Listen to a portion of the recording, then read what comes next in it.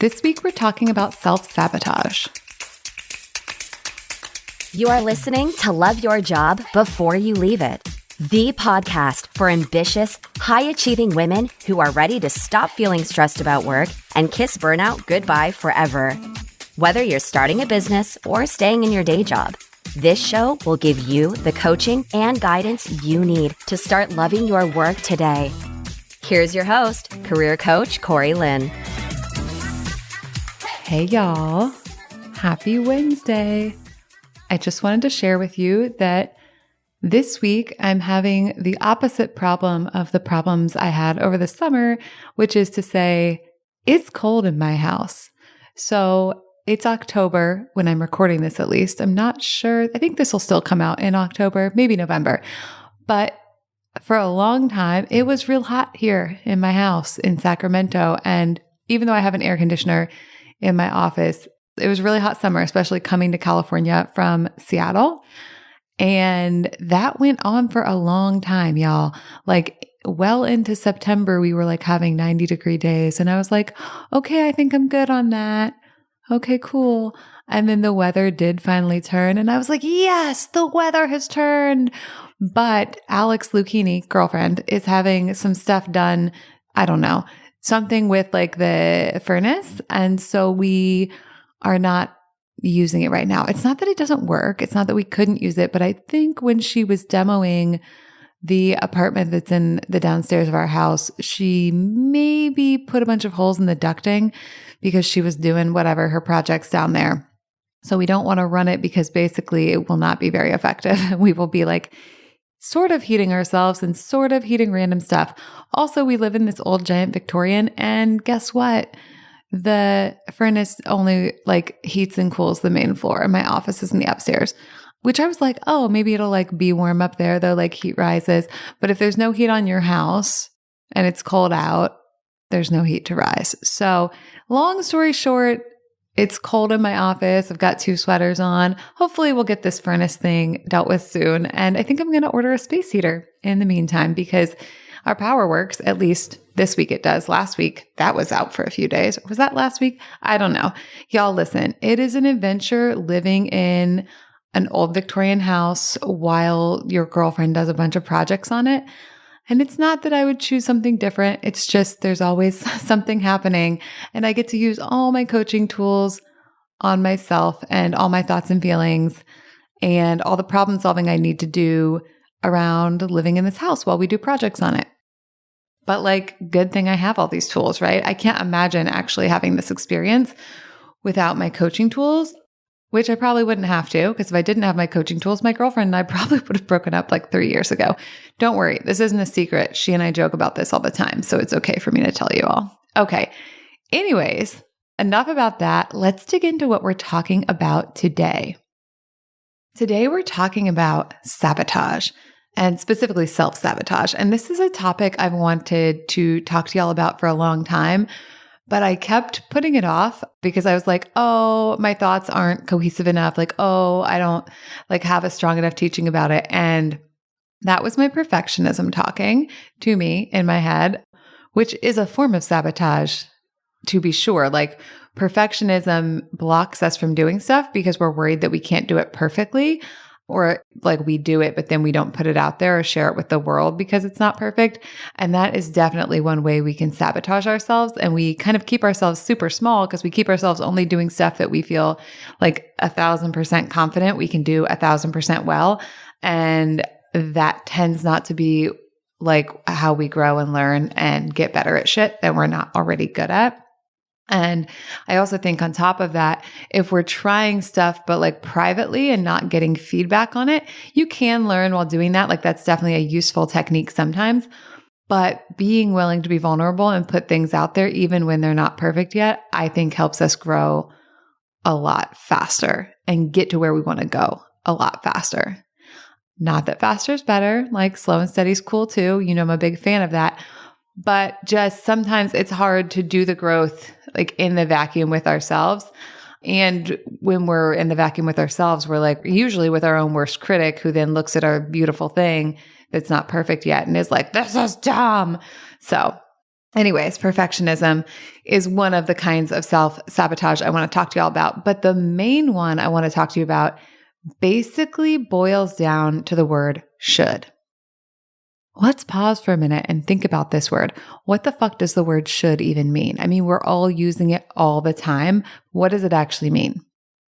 It can mean a few things. According to a quick Google search to define my term that I'm sharing with y'all, my term, the term, should is used to indicate obligation, duty, or correctness, typically when criticizing someone's actions. Yes, it actually says that in the definition. It can also be used to indicate what is probable, like this should lead to that. Here's the thing about the word should. It's not that it's a bad word. It's not that it's unhelpful. But what the word should does is it presupposes that there's a right or best or proper course of action. And what I see often with myself and my clients is that we use this word to force ourselves to do, think, or be certain things, whether we want to do, be, or think those things or not. And a lot of the socialization that we've absorbed in our childhoods, which I'm talking about all the time, like those, as Ramit Sethi calls them, invisible scripts by which we're running our lives about like how we just think things are supposed to be, that often comes through in shoulds. I should do this. I should do this. I should do this. I shouldn't do that. I definitely shouldn't do that. I know better than doing that. These are all shoulds that presuppose that there is one right way. And what shoulds do is they abdicate responsibility and they abdicate choice. They abdicate choice by saying like, oh, I don't get to choose what I would like to do or what I think the best option is to do because it's been pre-decided. It's taking my choice away and it's abdicating responsibility because it's like sort of a rule following thing. Like, oh, well, I should do this. And if I do that and it doesn't work, I did what I should do. So it's not my fault. Or like, oh, it's unfair. I followed the rules. I didn't get the thing. Why is this a way that we sabotage ourselves? Like, I think probably that's what you're wondering because like, yeah, it's definitely can be an unpleasant concept that can keep people doing shit they don't want to be doing. But it's also a form of self-sabotage because we often use the concept of should to act against our own self-interest and our own desire and the kind of life and career we'd like to design. It's kind of ironic and like backwards because we use should to like control our choices, but what we think we're going to get by controlling our choices in that manner is the opposite of what we get. One example of this is like if we think I shouldn't talk about money. This is a very common thought. I shouldn't talk about money. It's not nice to talk about money. We shouldn't like talk about that with our peers. We shouldn't talk about that over there. It's improper. That's a form of a should. That's a form of socialization that keeps us from doing something that could help us gather information that could help us have more of what we want. That should is keeping us from getting data. Now, yeah, like there might be specific rules in your workplace about like talking about money, but there's lots of different places you could talk about money. But if you have this sense of should in your head and you aren't willing to question it, it's going to control your behavior and keep you doing a certain set of actions, even if that set of actions doesn't lead to what you want to have or what you want to have happen. Should can also lead to things like overworking. I should just finish up this project. I should be able to get this done in an hour. Being good at my job means I should, blah, blah, blah, whatever the thing is. But again, what that does is it presupposes there's a right way to be and you have to be that way. And that by being that way, you're going to get whatever it is that you want. But often what we get, again, is the opposite. And that's why it's a form of self-sabotage. We think I should be able to get this done in an hour. We do it. We don't get it done in an hour. We get frustrated. We judge ourselves and make it mean something's wrong with us because we didn't get it done in an hour. And then we think, well, I should finish it. And then we work late.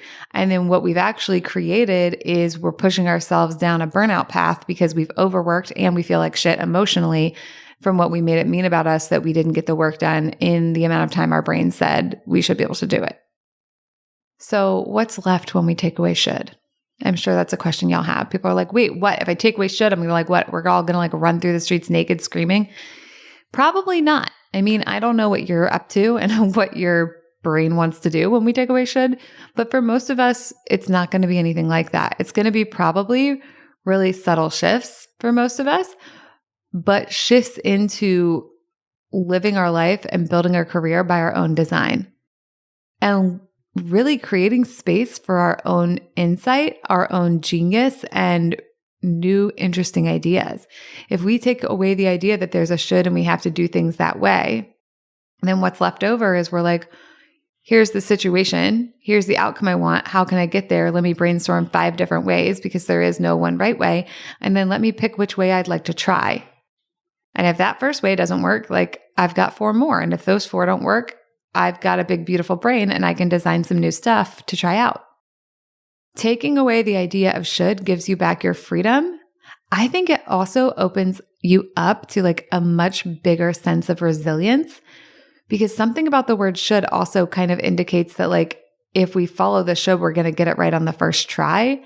And first of all, that's not how life often works. Even when we follow the shoulds, we often don't wind up where we want to. That's like the lie that should tells you is like, ooh, if you follow my rules, you'll get the prizes. And usually either we don't get the prizes or we get the prizes and then we're still unhappy. So taking away should gives you your agency back, but it also opens you up to more resilience of like, we can just fuck around and find out. We can just test and learn. We can just try things and see what happens and see what actually gets us closer to what we want to do and be and have in our lives and in our careers.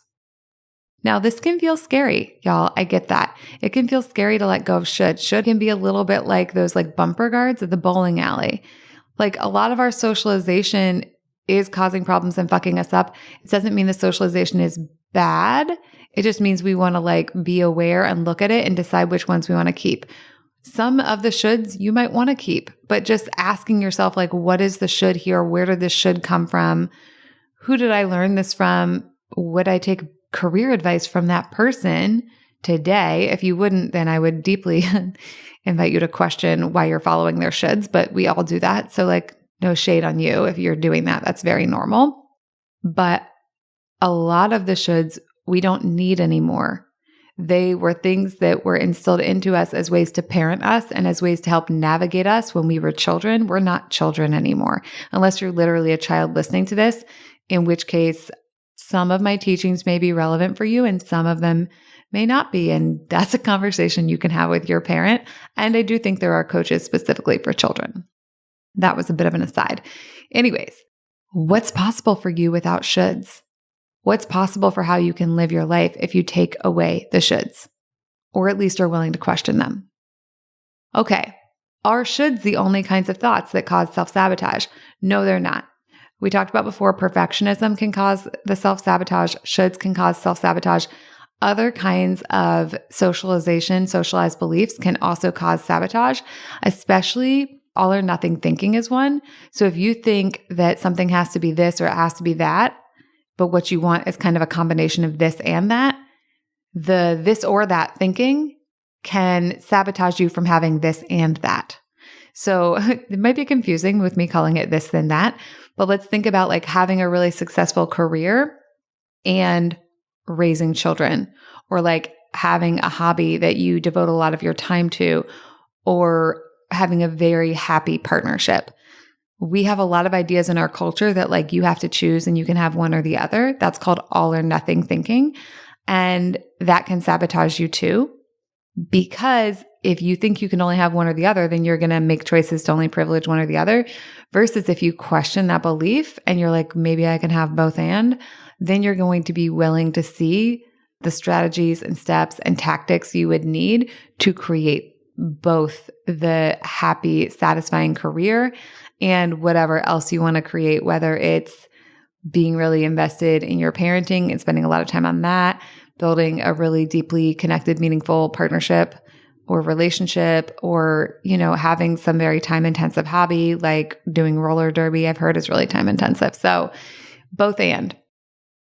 Okay, we're not going to talk about every form of self-sabotage because there are lots of them, but let's talk about one more. And I see this one a lot. The last form I want to talk about is taking too big of steps. And that might be a bit of a head scratcher for y'all because you're like, wait, if we're taking like big steps, that's good, right? Like we're taking big step towards our goal. It can be good when it's a form of self-sabotage is when you're taking such big steps without leading up to them that they're not sustainable. And I see this a lot with things like movement routines. When people aren't doing a movement routine and they want to add one into their lives. And by the way, when I say movement routine, what normals call that is exercise. I just have such an attitude problem even about the word exercise that I don't call it that. So I call it movement routine. So that's what I am referring to. When people want to add that in, a lot of times they don't add it in slowly bit by bit, like what I teach in Too Small to Fail. They try to go from 0 to 60. And that's a form of self-sabotage because it's not sustainable. They're not like building into the habit and they're using willpower usually. And then so what usually happens is they'll do it for like 3 weeks or a month or 3 days, and then they'll just stop, fall off the wagon is what a lot of people call it. So there's nothing wrong with taking big steps, but it's a form of self-sabotage when you're doing it in a way that actually is making it harder to create the change you want to create. Because when we do that and then we like fall off the wagon, then usually what happens is then people beat themselves up and they're like, I'll never be able to do it. And then they either try to do the big step again. Sometimes they try to do an even bigger step. I see this a lot where they're like, oh, I tried this medium step and that didn't work. So next time I need to go like harder. I need to go bigger. And then they give up twice as fast because it's too big to be sustainable in that shift. And the antidote to that is Too Small to Fail, which I have a whole podcast episode on. But basically, sometimes we sabotage ourselves by trying to be too perfect. Sometimes we try to sabotage ourselves by following all the rules. Sometimes we sabotage ourselves by thinking we can only have one thing or the other versus both things. And sometimes we sabotage ourselves by trying so hard to go fast that we slow ourselves down. Now, the good news is, even if you've done some or all of these or spent decades of your life in these tactics, which like I have, that doesn't mean all's lost. You can learn how to navigate your life differently. You can learn how to notice your socialization and the way you're following these rules and the way you're being perfectionistic and where you're thinking is all or nothing and where you're taking too big of steps. And you can address all of that bit by bit so that you stop sabotaging yourself and start actually getting somewhere and making progress on the goals that you have for your life and your career. And if you don't want to do this alone, you don't have to. You totally can do it alone. You have the tools to do it. And a lot of us won't do it alone. And I think it's a lot more fun and a lot more effective to do this work with a coach because a coach can see things about your brain that you can't see. I know that to be true. That's why I have my own coach. So if you want a coach of your own to help you stop self-sabotaging and start getting your shit the way you want it to be so you can have the career and life you dream of, I would love to work with you. I've got room for new clients opening up soon. Come on over to my website and sign up for a consult. All right, that's what I have for y'all today. Thank you. Have a great week. Thank you for listening to Love Your Job Before You Leave It. We'll have another episode for you next week. And in the meantime, if you're feeling super fired up, head on over to CoreyLynn.com for more guidance and resources.